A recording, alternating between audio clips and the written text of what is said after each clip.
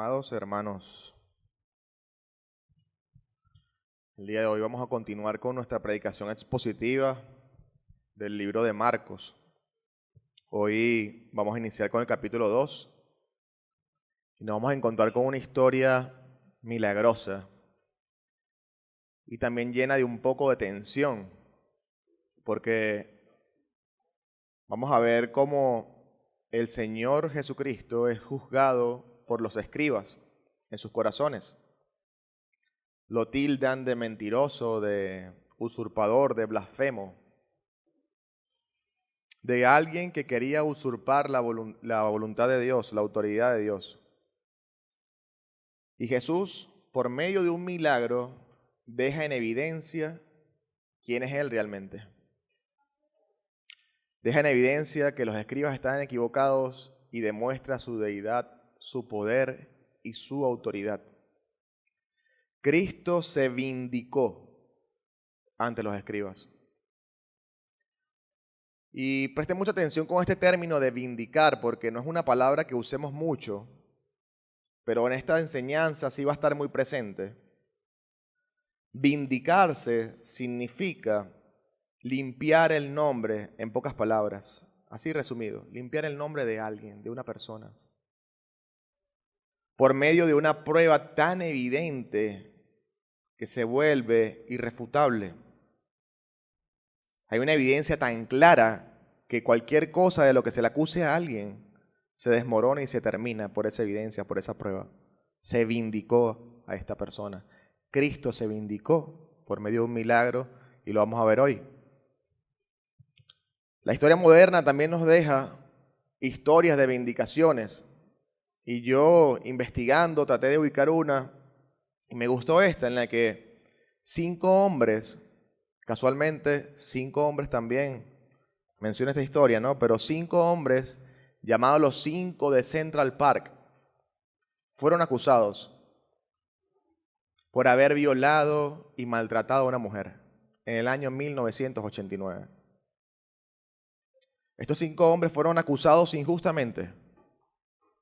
No tenían pruebas suficientes, se dejaron llevar por los falsos testimonios de personas y probablemente también se dejaron llevar por el tema de su color de piel, un tema racial.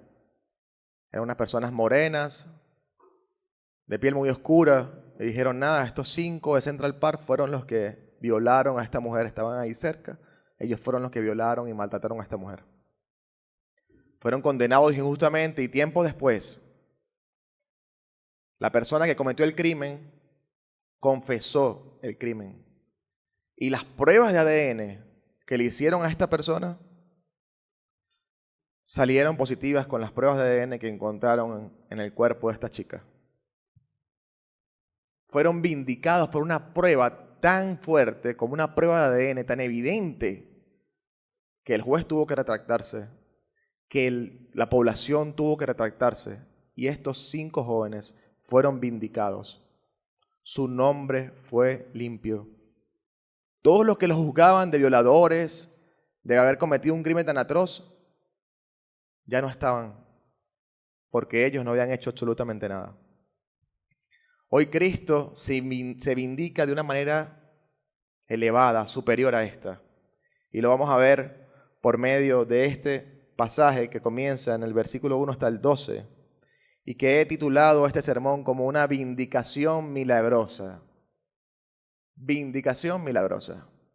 Ese es el título de esta enseñanza. Y vamos a estar viendo el pasaje de Marcos capítulo 2, versículos 1 al 12, así que acompáñenme a leerlo. Dice así la palabra del Señor, Marcos capítulo 2, verso del 1 al 12.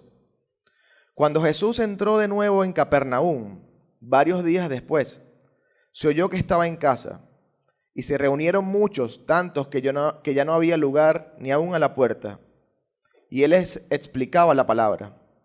Entonces vinieron y le trajeron un paralítico, llevado entre 4 hombres. Como no pudieron acercarse a Jesús a causa de la multitud, levantaron el techo encima de donde él estaba, y cuando había hecho una abertura, bajaron la camilla en que estaba acostado el paralítico. Viendo Jesús la fe de ellos, dijo al paralítico, Hijo, tus pecados te son perdonados. Pero estaban allí sentados algunos de los escribas, los cuales pensaban en sus corazones: ¿por qué habla este así? Está blasfemando. ¿Quién puede perdonar los pecados sino solo Dios? Al instante Jesús, conociendo en su espíritu que pensaban de esa manera dentro de sí mismo, les dijo: ¿por qué piensan estas cosas en sus corazones? ¿Qué es más fácil decir al paralítico: tus pecados te son perdonados, o decirle: levántate, toma tu camilla y anda?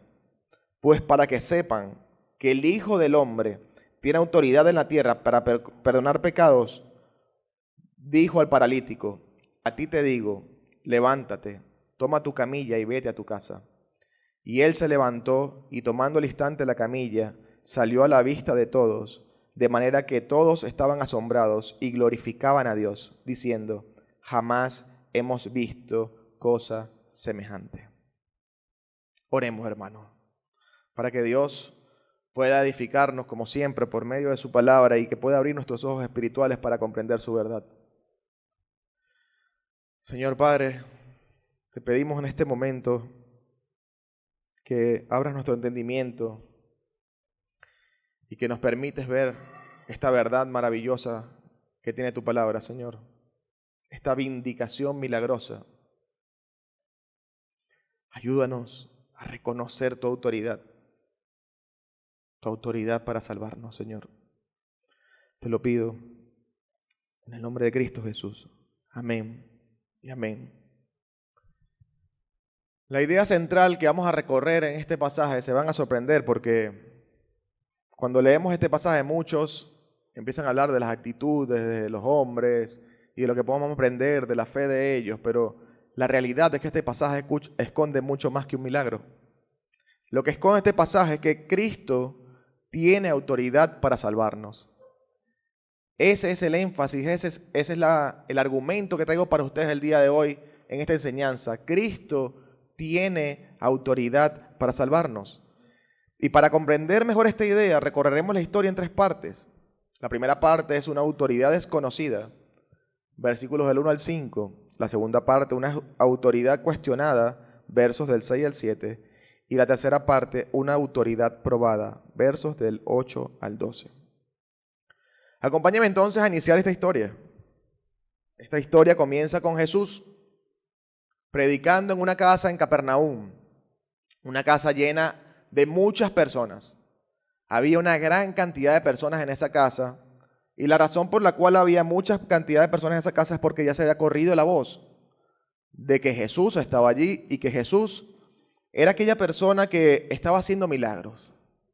Él venía de tiempo atrás, venía de haber liberado a una persona que estaba endemoniada, venía de curar a un leproso, y muchas de las personas sabían que Jesús era este hombre milagroso.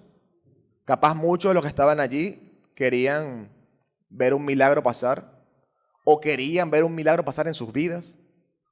Capaz muchos de los que estaban ahí simplemente era un curioso para conocer al curandero de la época. O capaz muchos de los que estaban allí también estaban para juzgarlo, como era el caso de los escribas. Quizás pocos conocían o ninguno conocía quién era realmente Cristo. Capaz ninguno conocía que Cristo tenía una autoridad suprema para salvarnos, no solamente para sanar. Y sinceramente esa casa de Capernaum probablemente se parece mucho a esta casa. No porque se esté fallando la estructura y porque sea antigua, sino porque probablemente dentro de esta casa haya personas que vinieron también desconociendo realmente quién es Jesús. Probablemente dentro de nosotros existan personas que no reconozcan la autoridad que Cristo tiene para salvarnos. Probablemente tú estás aquí porque te obligaron tus padres. Eres muy pequeño para decidir y no tienes más nada que hacer y tus padres te dijeron tienes que ir y tú vas obligado. Capaz tú estás aquí también porque se congrega la chica que te gusta o el chico que te gusta. Y dices, bueno, por lo menos lo veo los domingos. Capaz tú estás aquí porque tu esposa vino o tu esposo vino y no te queda más remedio que ir porque si no, ¿quién aguanta después en la casa el hecho que no hayas ido a la congregación? Capaz tú estás aquí buscando un milagro. Estás buscando un milagro de sanidad en tu vida. Necesitas algo urgente. Estás muy quebrantado. Necesitas un milagro financiero, un milagro de salud, un milagro en tu matrimonio, un milagro en tus hijos. Quizás estás aquí por religión. O quizás estás aquí porque conoces a Cristo. Porque es muy diferente estar aquí conociendo a Cristo o estar aquí sin conocerlo. Una persona que conoce a Cristo, una persona que no lo conoce, mejor dicho, probablemente durante la reunión se pueda quedar dormido. Pastor, no me diga eso, vine cansado al fin de semana. Pero si tú te duermes como una costumbre habitual, en cada sermón, cada domingo, y que de aquí vemos a todos, si tú te duermes habitualmente, no sé si lo conozcas realmente. Porque el que lo conoce está atento a cada cosa que pasa. Sabe que es un día solemne y especial. Sabe que es un día importante. Sabe que estamos aquí aprendiendo lo que Dios quiere enseñarnos por medio de su palabra. El que no lo conoce, mira el reloj y dice, ¿hasta cuándo este pastor va a predicar? Se tarda demasiado. O sea, ¿cuánto tiempo dura un sermón? Un sermón dura 30 minutos porque después uno pierde la línea del tiempo y ya no. El cerebro está capacitado para entender 30 minutos y ya, y después me pierdo. Pero el que lo conoce realmente está dispuesto a escuchar horas. Porque se está nutriendo, está creciendo en su espíritu. El que no lo conoce viene aquí por un interés. Pero el que lo conoce viene por amor. Estas 5 personas, 4 hombres que estaban saludables y este paralítico, conocían a Jesús. ¿Pero qué conocían de él? Conocían que era un hombre milagroso. Eso es lo que sabían. Conocían que Jesús tenía el poder para salvar a este paralítico. ¿Y qué pasó con ellos en su corazón? Ellos dijeron, nada, nos enteramos que Jesús está allá. Vamos a ir, vamos a llevarlo. ¿Qué nos impide llevarlo? Vamos a llevar a este hombre para que sea sano. Vamos a llevarlo delante de Jesús para que sea sano. Ellos tuvieron fe en Cristo. Depositaron su fe y su confianza en que Cristo iba a sanar a este hombre. Y se fueron aún con todos los impedimentos que se pudieron encontrar. Porque si nos ponemos en el contexto de la época, imagínense ustedes trasladar a un hombre paralítico. No había silla de ruedas. No sabemos a qué distancia estaba la casa de donde estaban ellos. Pero había que trasladar a este hombre cargado entre 4 personas.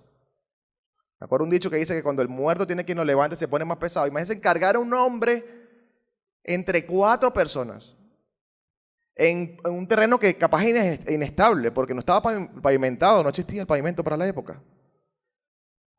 Cargar a ese hombre, encontrar y llegar a la casa donde está Jesús, aquí está Jesús, y encontrar una parranda de gente y dice, wow, ¿qué hacemos? Nuestra misión es llegar ahí para que Jesús lo sane. Bueno, vamos a subir para el techo.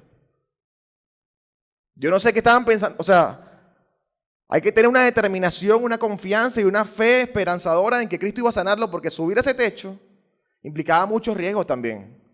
Un techo que estaba hecho de barro, de piedras, de palos probablemente, no sé cómo lo habrán hecho, pero no era como este, era mucho más inestable. Pero ellos estaban determinados a ir a cumplir el objetivo que era sanar a ese hombre por medio de Jesús y sus milagros. Subieron al techo, rompieron el techo, aún pudo el techo caerse, se pudo haber desplomado completo y esos iban a quedar paralíticos los 5. Rompieron el techo, Jesús predicando la palabra de Dios. Ve una nube y empieza a bajar, a descender una camilla, 4 hombres arriba y desciende el paralítico. Y Jesús le dice, qué tremenda fe tienen estos hombres, ¿no? La fe, Jesús vio la fe de ellos. ¿Qué podemos aprender? Hay 2 cosas importantes que podemos aprender de ellos. Porque a pesar de que el énfasis y la idea principal es que la autoridad que tiene Cristo es demostrada por medio de un milagro, que Cristo tiene la autoridad para salvarnos, Evidentemente hay dos cosas importantes que podemos resaltar de ellos. Y es su fe, así como lo vio el Señor Jesús. Y es que la fe trae consigo también una acción, hermanos. La fe trae consigo una acción. Porque la fe es mucho más que un sentimiento o una emoción o un sentimiento positivo, no. La fe es una confianza certera, absoluta, sin dudas, que trae consigo algo, una acción, un movimiento, algo por hacer. La palabra dice que prepares el caballo para la batalla y él te concederá la victoria. Es un proverbio, ¿cierto? Tú estás convencido, tienes la fe y la esperanza de que Dios te va a conceder la victoria en eso. Pero tú tienes que prepararlo. Tienes que preparar el caballo para la batalla. Estos hombres estaban preparando el caballo para la batalla, esperando que se le consiguiera el milagro de sanar a este hombre, porque la fe involucra una acción, hermanos. Involucra hacer algo. Involucra una manifestación de tu voluntad. Porque tú crees y por ende haces esto. Tú crees y por ende te arrepientes. Eso lo vamos a ver más adelante. Pero cuando estamos afligidos y cuando estamos por diversas pruebas, somos como ese paralítico que nos paralizamos en las circunstancias. Vienen los problemas, viene un problema de salud, viene un problema financiero, un problema en tu matrimonio, te quedaste desempleado y vas y entregas 2 o 3 currículos y después ya no haces más nada y pierdes la esperanza, o sea, estás ahí, ¿no? Ya no confío en que voy a encontrar trabajo. Estás con tu esposa, tu esposo, estás en un problema matrimonial muy grande. Intentas 2 o 3 semanas portarte bien y después, como no ves algo recíproco, dices, no vale la pena, aquí no vale la pena seguir intentándolo. Esto nada va a cambiar. Estás enfermo, ni siquiera tienes los recursos para proveer para una operación, para unos medicamentos. Tú dices, ¿qué voy a hacer? No vale la pena hacer nada, ni siquiera te pones a investigar el presupuesto, ni siquiera te pones las pilas para saber, mira, esto es lo que yo necesito, hermanos, ¿cómo pueden ayudarme? Si estuvieses confiando realmente, si estuvieses confiando en el Señor, tu fe te llevaría a una manifestación de voluntad. Irías un poco más allá. Ojo, Él te dará la victoria si es conforme a su voluntad. No te digo que necesariamente si tú estás confiando y haces las cosas, todo te va a salir bien. No estoy diciendo eso. Pero la fe te lleva a una acción. Te lleva a una manifestación de voluntad. ¿Qué pasa con nosotros cuando entendemos el mensaje del Evangelio? Cuando Dios abre nuestro entendimiento. Cuando nuestros ojos espirituales sean abiertos y nuestro pensamiento tenebrecido ahora tiene una luz resplandeciente. Sucede que nos damos cuenta de los pecadores que somos y que necesitamos a un Salvador. Porque vamos a ser condenados. Y Dios nos da el regalo de la fe. Nos permite creer en Cristo Jesús.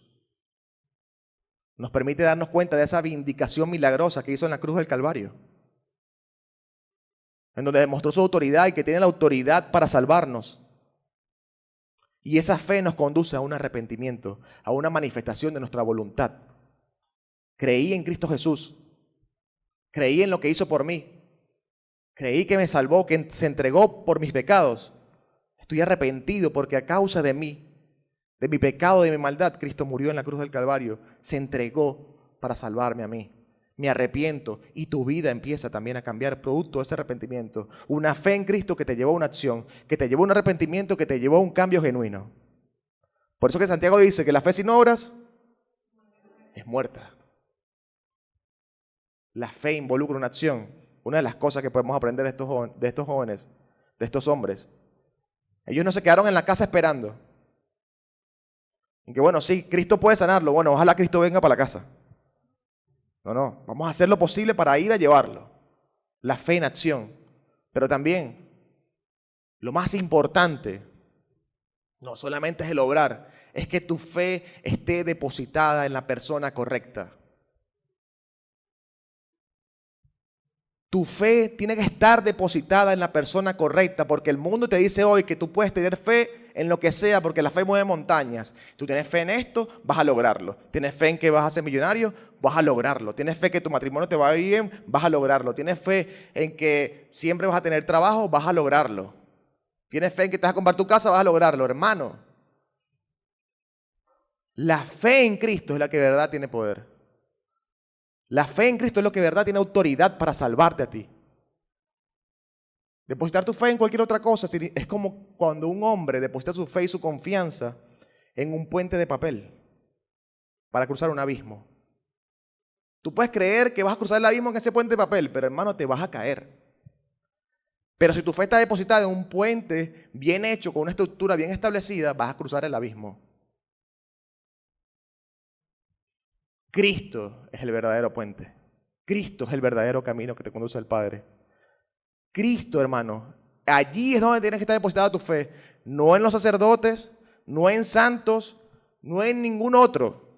Es en Cristo que realmente tu fe tiene que ser depositada para que puedas ser salvo. Si tú buscas enfocarte tu fe en cualquier otra persona, esa persona te va a dar lo que puede darte. ¿Sabes qué es? Absolutamente nada. Vas a caer directamente al abismo porque estás sobre un puente de papel.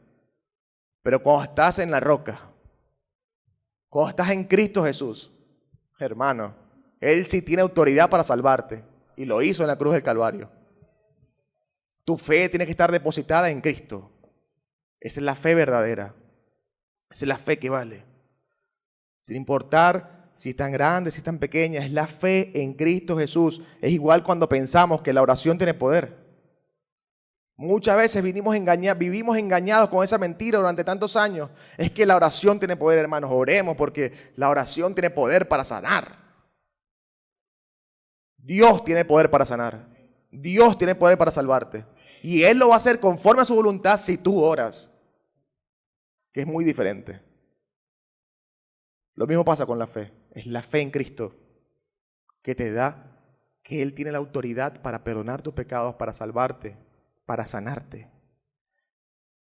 Hermanos, esta fe en Cristo, depositada en Cristo, nos invita o nos lleva al segundo punto de esta enseñanza, porque esta autoridad que tenía Cristo y que tiene fue cuestionada por los escribas. Vamos a ver ahora en el versículo del 5 al 7, vemos cómo esta autoridad fue cuestionada. Dice así: viendo Jesús la fe de ellos, dijo al paralítico: hijo, tus pecados te son perdonados. Pero estaban allí sentados algunos escribas, los cuales pensaban en sus corazones: ¿por qué habla así ¿por qué habla así? ¿Por qué este habla así? Está blasfemando. ¿Quién puede perdonar pecados sino solo Dios? Para los que no lo saben, los escribas eran personas que conocían muy bien la palabra de Dios. Ellos tenían un razonamiento lógico. Ellos habían aprendido o entendido de que Dios era el único que podía perdonar los pecados. Entonces, ¿quién era este? ¿Quién era este que se puede parar aquí a decir: hijo, tus pecados te son perdonados? ¿Con qué autoridad viene este hombre a decir esto? Este hombre es un mentiroso. Este hombre es un blasfemo. Pero ellos estaban equivocados, porque ellos no sabían quién era Jesús. Ellos no sabían que estaban al frente del Hijo del Hombre, del Hijo de Dios, del Rey, aquel que es capaz de jugar a vivo y a muerto. Ellos no sabían eso. Y lo mismo pasa en la actualidad. Hoy históricamente la gente no reconoce a Cristo.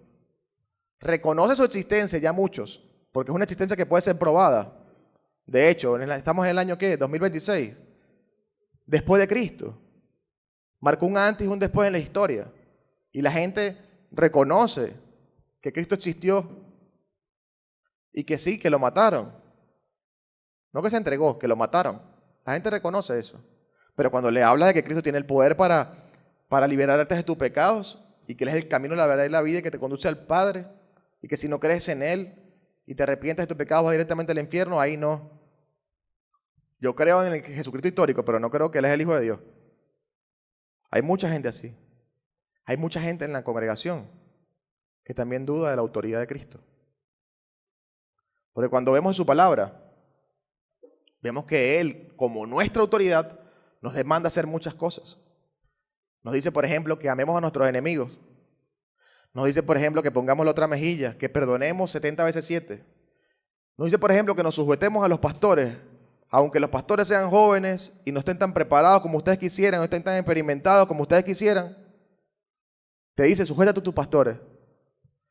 Y tú eres como esos escribas que no dices nada, pero en tu corazón juzgas. Es que yo no voy a perdonar 70 veces 7, pastor. No, estás equivocado. Tú no sabes lo que me hizo él a mí.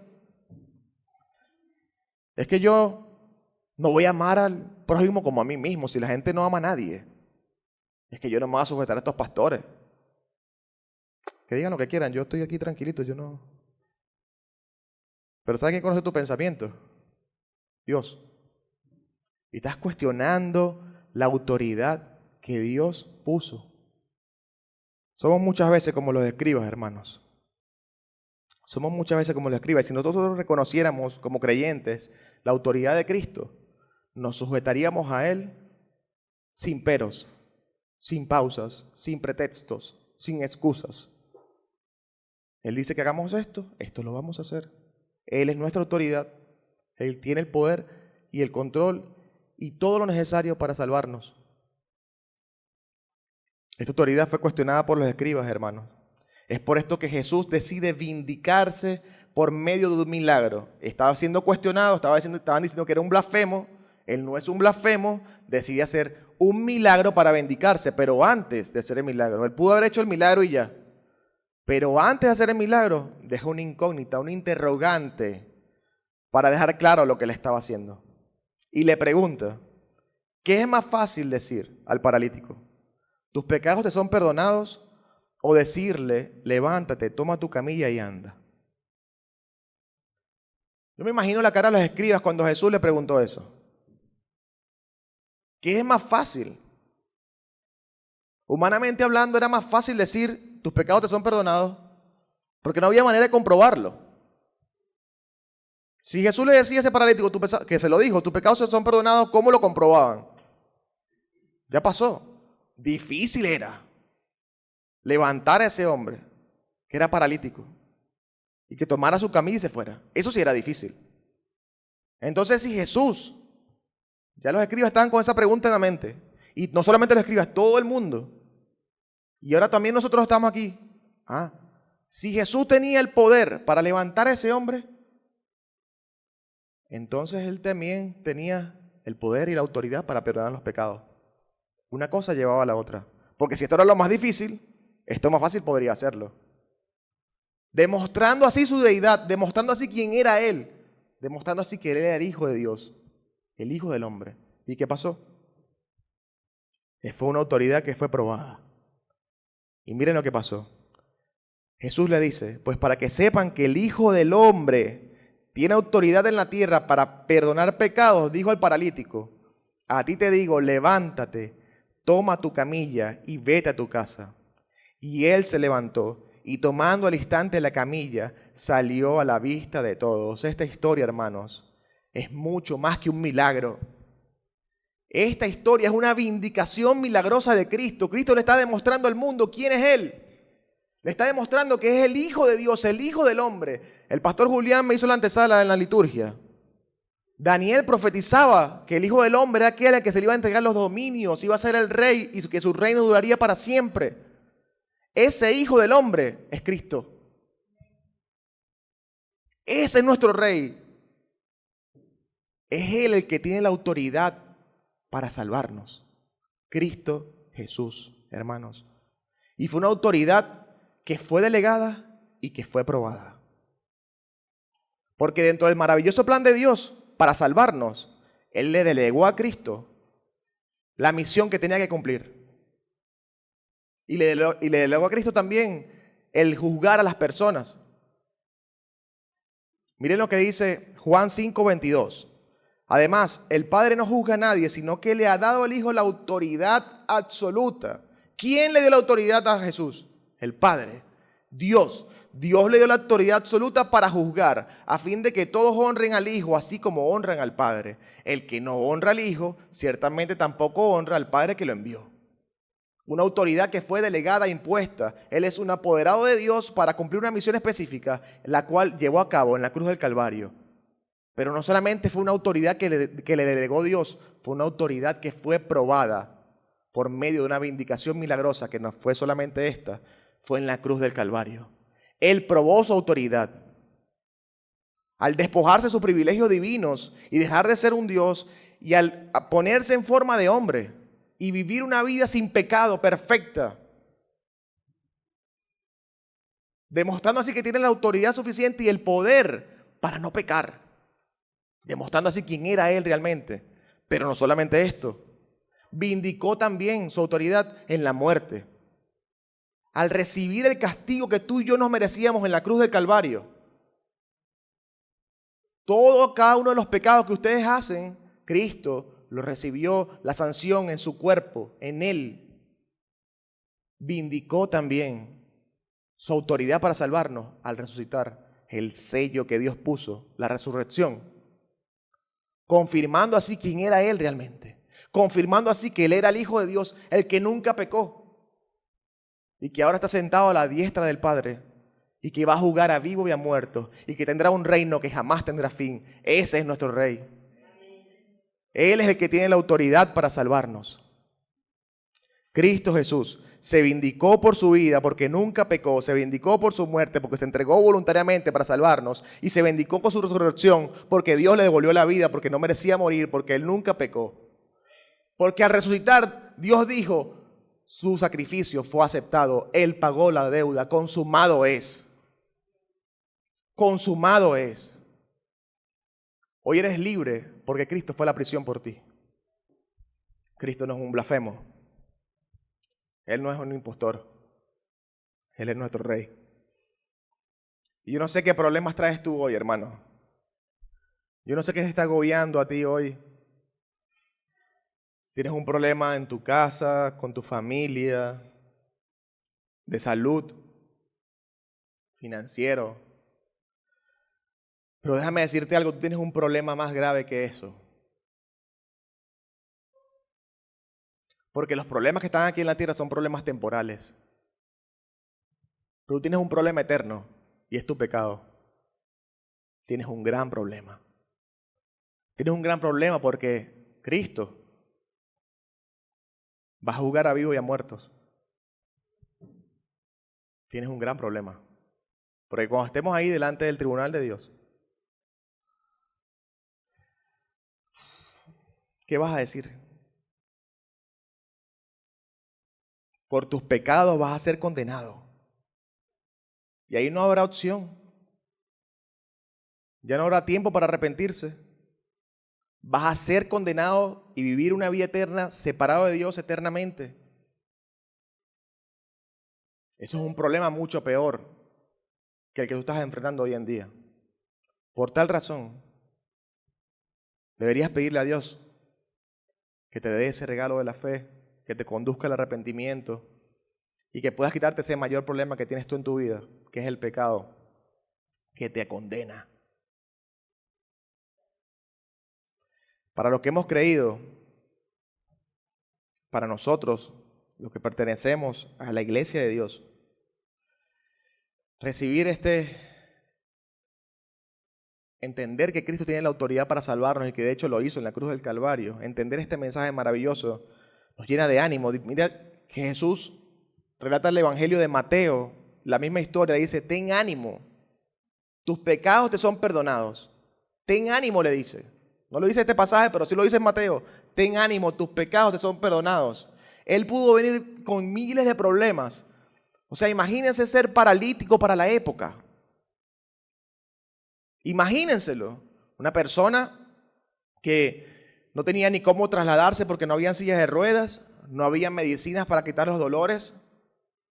Una persona que dependía exclusivamente de su familia para poder moverse. Si se iban todos de la casa, ¿cómo él hacía para ir al baño? Capaz se hacía encima. Esta persona no solamente tenía un problema en las piernas, tenía muchos más problemas en su vida. Y Dios le dice, Jesús le dice, ten ánimo, tus pecados te son perdonados. ¿Saben por qué? porque ese problema es mucho más grande que su parálisis. Ten ánimo. Nuestra vida, hermanos, como hijos de Dios debe ser llena de ánimo y de gozo, porque nuestro problema más grande fue quitado en la cruz del Calvario. Nuestros pecados fueron perdonados. Tenemos que tener una vida de gozo y de esperanza. Porque entendemos que los problemas que tenemos aquí en la tierra son problemas terrenales y efímeros. ¿Qué? ¿Vamos a morir? Vamos a morir. Vamos a morir. Pero en este cuerpo. Y viviremos eternamente junto con Él. Esa es nuestra esperanza, hermanos. Ese es nuestro futuro que tenemos por delante. Vivamos conforme a esa esperanza. Pero como esto también se trata de un milagro, no quería pasar por alto esto, y es que yo les pregunto hoy, ¿qué fue más difícil? ¿Perdonar nuestros pecados o levantar al paralítico?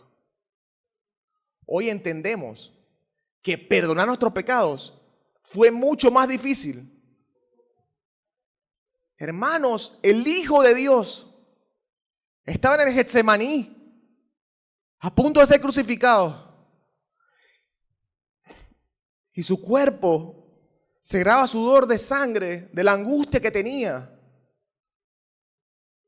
Él sabía que iba a recibir la ira de Dios en esa cruz y sufrir por nosotros. Fue mucho más difícil eso, hermanos.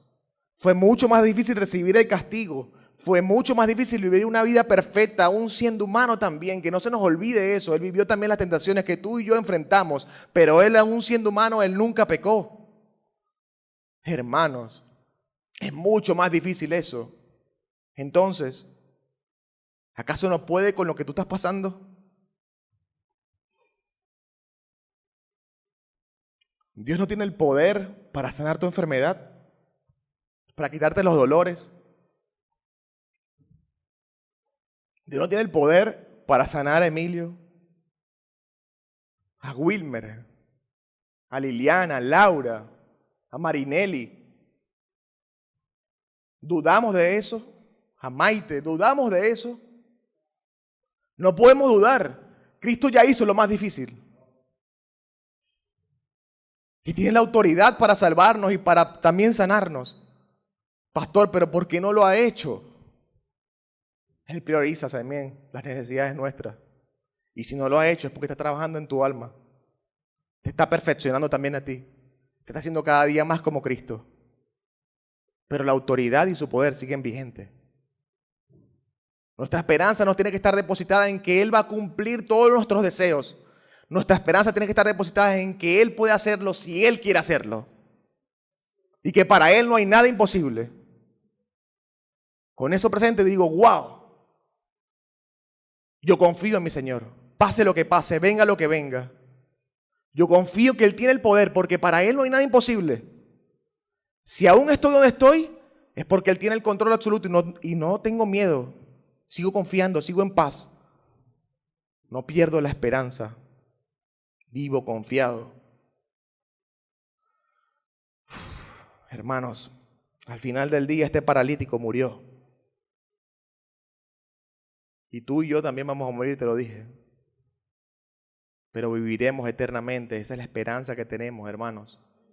Esa es la esperanza que tenemos en Cristo Jesús. ¿Tú quieres saber hoy cuál es el milagro que vindica a Cristo diariamente? Porque estamos ansiosos de ver milagros siempre. Queremos que todo lo que estamos diciendo en nuestros corazones y muchas de las cosas que dije, yo también, queremos que se cumplan y sucedan. Pero hay un milagro que vindica a Cristo siempre, y son nuestras vidas. Nuestras propias vidas, vidas transformadas. Vidas que han sido cambiadas de la esclavitud del pecado y ahora son libres y viven para la gloria de Dios. Nuestra vida es la vindicación de Cristo. La humanidad se está viendo y dice, wow, no he visto cosas semejantes, no he visto personas que glorifiquen a Dios con su vida, que estén pasando por pruebas, pero que estén animados, que estén gozosos.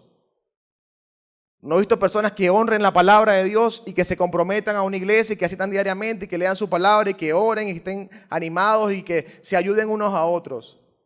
No he visto personas que se amen unos a otros como Cristo nos amó.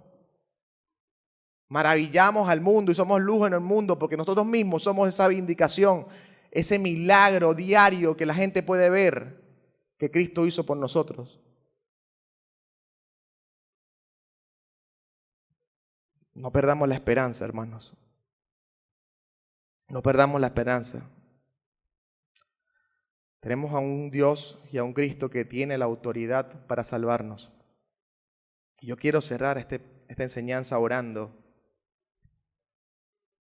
hermanos, por las necesidades que tenemos. Son muchas, Liliana. Muchas las necesidades que tenemos. Y quiero orar por esto, entendiendo que era mucho más difícil lo que ya Cristo hizo. Y que Él tiene el poder y la autoridad. Y entendiendo también que yo conozco sus pruebas, la de algunos. Y las conozco. Pero tenemos una esperanza mayor, que no se les olvide, mantengan eso presente, una esperanza que va mucho más allá.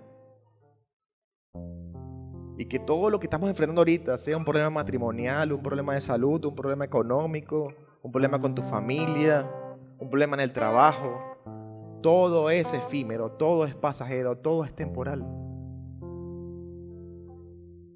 Pero nuestra esperanza está segura en Cristo, aquel que tiene la autoridad para salvarnos y que nos salvó. Así que vamos a orar, hermanos, por las necesidades, que son varias. Señor, te damos muchas gracias, Padre,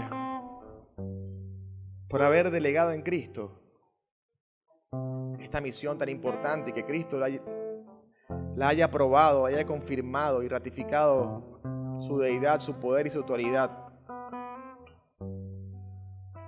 en la cruz al entregarse por nosotros, Señor. Y hoy entendemos que es mucho más difícil hacer lo que Él hizo y que nuestras peticiones terrenales también puedes hacerlas. Para ti no hay nada imposible. Y entendemos también que es en tu tiempo, entendemos también que es conforme a tu voluntad, Señor. Y lo respetamos. Respetamos tu voluntad. Pero apelamos a ti, Señor, por cada uno de los hermanos que están pasando por necesidad en este momento. Te pido que la llenes de ánimo primeramente. Llena de ánimo a estas personas y a la familia también, entendiendo que el problema más grande ya fue quitado para siempre. Llénalos de esperanza, Señor, entendiendo que estos problemas son temporales y que tenemos una vida eterna asegurada en ti. Pero te suplicamos, Señor, que si es conforme a tu voluntad, tú puedas también darnos una salida a estos problemas. Si es conforme a tu voluntad, Señor, en el tiempo que tú decidas hacerlo. De lo contrario, tu poder seguirá perfeccionándose en nuestra debilidad. Seguiremos confiando en ti, seguiremos estando gozosos. Pase lo que pase, Señor. Te amamos, Señor. Te exaltamos solamente a ti, en el nombre de Cristo Jesús. Amén.